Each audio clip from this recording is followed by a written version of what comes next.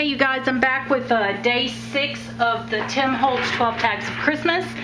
Again, I'm a little challenged because I do not have the supplies that I need. And so this is what I'm doing to improvise. I printed out an image of the embossing folder off the internet. And basically, I had to reflect it, just like we talked about yesterday or a couple of days ago. I had to actually flip it in a program. Then I took it and cut it down to size. It's very crude, I know, but I had to do this.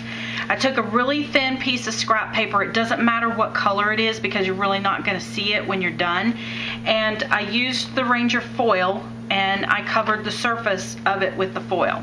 Now, if you don't have the foil that Tim uses, you could use the foil that is the electrical tape, I believe it is, the duct tape.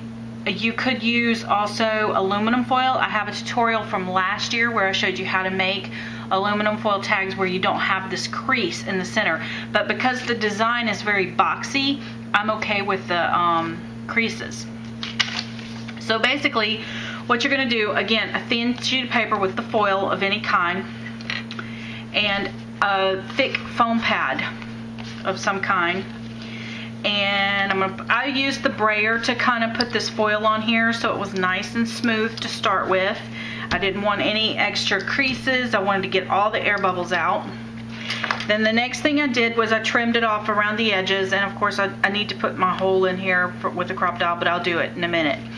Then what you're going to do is you're going to flip your tag over and use some kind of temporary smooth adhesive.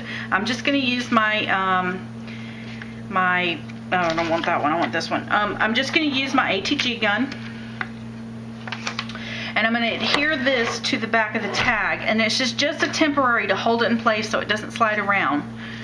And I'm going to place this right here. I think this is the orientation he had it. No. Yes. No. No. It goes this way. Now, how is that different? Tonya, you need to think sometimes. Sometimes I don't know about myself. Anyway, you want to make sure you get it straight. Okay. And then I'm going to do the same thing with this one. And he has mostly the deer showing, I believe. So I'm going to do this.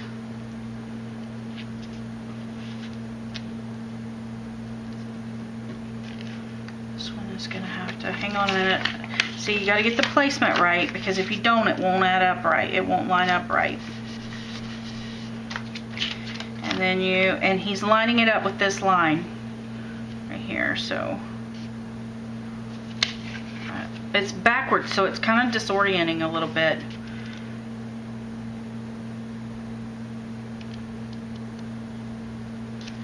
I'm gonna get that on there so that the deer is what I want to see. Okay, so my paper's down. Now what I'm going to do is I'm going to place it on top of my thick foam pad. Put these scissors out of the way. And I'm going to grab a stylus. Any stylus will do. I have a couple of them here that I'm going to try. A couple of different, sizes. You don't even have to have a stylus if you have, something with a nice rounded corner on it. A lot of times I grab a Sharpie or a pen of some kind. But for now I'm going to use this. And I'm going to use the bigger tip. And truly, if you have the embossing jacket, this is so much easier to do with the embossing jacket. But I'm going to start in one corner and I'm going to work my way down.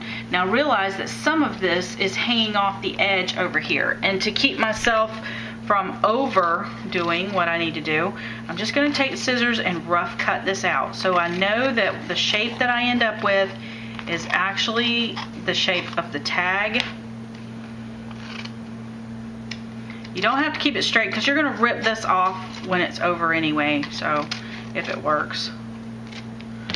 Okay, so now I know whatever's seen here in black I'm going to trace over. So I'm going to start in this upper corner because it looks like there's less here, and I'm going to work my way across. So I'm going to just do a few of these really quick and show you guys what I have, and then I'm going to pause the video until I'm ready to color the tag. But while I'm doing this, I want to address an issue that came up today. I had someone send me a private message saying I was mocking Tim with my 12 tags because I wasn't using the techniques per se.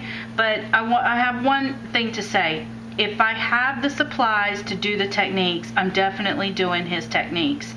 The problem I'm running into is I do not have a large selection of alcohol inks. The only ones I have are metallics. And a lot of the techniques that he did in yesterday's tag, I could have never achieved with the supplies that I had on hand. So I cheated and used Photoshop. If that offends anyone, I'm sorry, but I was flat out told I was mocking Tim, and I'm not mocking Tim. That's not my purpose here. I have a lot of respect for Tim. I have a lot of respect for his talent. I, will try every single one of these techniques as soon as the supplies are available, but I'm not going to rush out and buy a product just because it has his name on it. If I don't feel like I'm going to use it, then I'm not going to just purchase it because Tim Holtz's name is on it. And I think he would respect that part of me. So that was, I'm sorry if I offended anybody yesterday. I truly was not trying to do that. I'm just trying to offer my subscribers an alternative if they want the same look, but they don't have the supplies to achieve the technique, to do the technique that he did. Again, I think half the fun of yesterday's tag was actually the technique that was involved, but again, I don't have the supplies to do the technique. As soon as I have them, I will do it. I'll repeat the tag and do it the proper way. So with that said, I'm going to go ahead and pause the video right here so that I can get this all finished, and then I'll come back and show you what it looks like. Okay, I'm back. I've burnished everything, and I have to admit, it's not bad, but it's not the best. And I realize using the embossing folders make a huge difference, but again, we're working with what we have. So I don't have all the colors of paint that Tim has in his colors, and I know his are specially formulated for using on metals. So definitely a must-have if if you're going to do this kind of thing a lot, I guess. So now I'm going to find me a paintbrush that doesn't have goop all over it, and I'm going to begin to paint. And I think he's using, I've got a picture of it up on the computer here. I'm going to turn it around where I can see it, and I'm going to paint in my Christmas tree.